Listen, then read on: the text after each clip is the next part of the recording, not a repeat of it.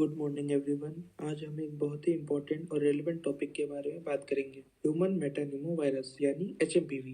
ये एक respiratory virus है जो अलग अलग एज ग्रुप के लोगों को अफेक्ट करता है, स्पेशली छोटे बच्चों और एल्डरली पॉपुलेशन को। आज हम देखेंगे कि ये वायरस क्या है, कैसे स्प्रेड होता है, इसके सिम्टम्स क्या होते हैं और इसे प्रिवेंट और ट्रीट करने के लिए क्या स्टेप्स लिए जा सकते हैं।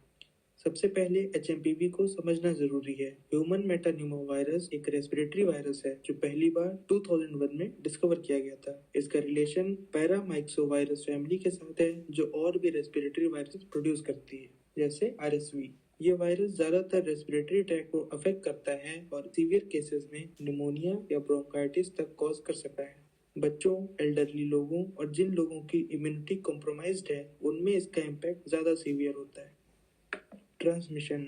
अब बात करते हैं कि ये वायरस कैसे स्प्रेड होता है। HMPV एक हाईली कंटेजियस वायरस है जो क्लोज कॉन्टैक्ट से इजीली स्प्रेड हो सकता है। जब तक एक इन्फेक्टेड पर्सन कफ या स्नीज करता है तो उसके रेस्पिरेटरी ड्रॉपलेट्स एयर में या सरफेसेस पर छूट जाते हैं। अगर कोई हेल्दी पर्सन उन ड्रॉपलेट्स के कांटेक्ट में आ जाता है तो उसका इन्फेक्शन का रिस्क बढ़ जाता है। कंटेमिनेटेड सरफेसेस को टच करने के बाद फेस, नोज या माउथ टच करने से एक मेजर मोड ऑफ ट्रांसमिशन हो सकता है। इसीलिए हाइजीन प्रैक्टिसेस अडॉप्ट करना बहुत जरूरी है, जो हम आगे डिस्कस करेंगे।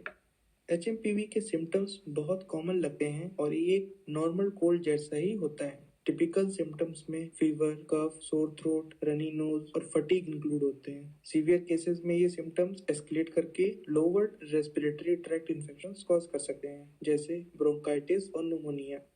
बच्चों में वीजिंग और एल्डरली पेशेंट्स में ब्रेथलेसनेस जैसा प्रॉब्लम भी हो सकता है। इसीलिए अगर सिम्टम सीवियर हो रहे हैं या ज्यादा दिन तक परसिस्ट करते हैं तो डॉक्टर की कंसल्टेशन लेना बहुत जरूरी है।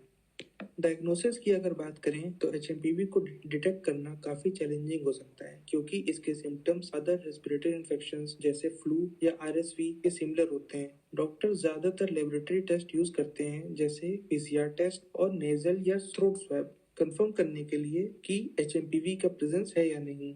ये टेस्ट वायरस के जेनेटिक मटेरियल को डिटेक्ट करते हैं, जो डायग्नोसिस को एक्यूरेट बनाता है। अर्ली डायग्नोसिस क्रिटिकल होती है, स्पेशली उन पेशेंट्स के लिए जो हाई रिस्क कैटेगरी में आते हैं।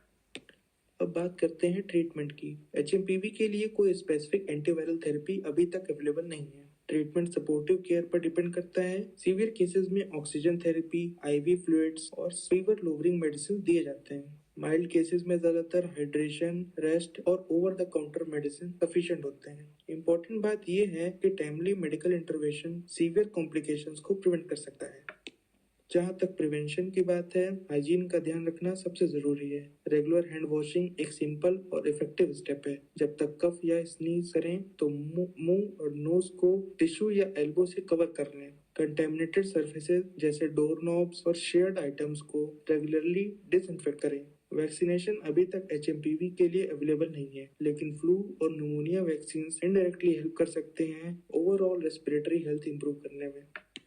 तो आज के डिस्कशन में हमने समझा कि HMPV क्या है, कैसे स्प्रेड होता है और उसे कैसे प्रिवेंट और ट्रीट किया जाता है। अवेयरनेस और हाइजीन के प्रैक्टिसेस अडॉप्ट करके हम इस वायरस का रिस्क काफी हद तक कम कर सकते हैं। टाइमली डायग्नोसिस और proper care high risk patients के लिए लाइफ सेविंग हो सकती है। Thank you for your attention, और अगर आपको कोई क्वेश्चंस हैं, फील फ्री टू आस्क।